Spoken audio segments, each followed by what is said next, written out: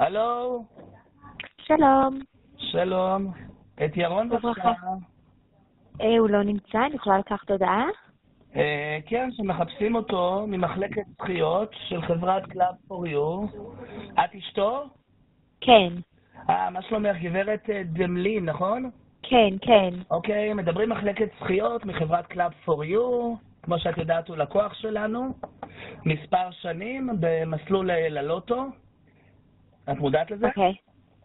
כן, אני כן יודעת. וגם אנחנו עוד לא אנחנו דיברנו ניצחנו. לא מזמן, וביקש לעצור את השירות, מאחר נכון. שהוא לא מרוצה מהתוצאות, ואני אישית דיברתי איתו והסברתי לו התמדה, גם נתנו לו פה עוד הנחה נוספת, ובהגרלה האחרונה, אני שמח להודיע לכם שאחד הצירופים פגע פה 5 והחזק, שזה זכייה של 2,500 שקלים, שתפקד לחשבונו בעשירי הקרוב.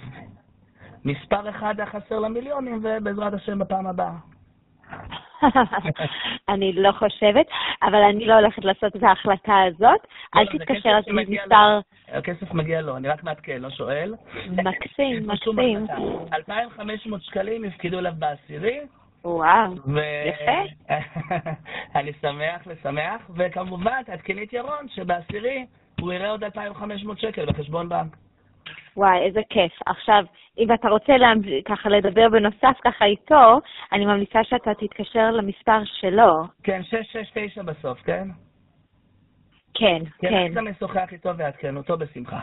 אוקיי, אני גם, כמובן אני אעדכן אותו, אבל תודה רבה לך.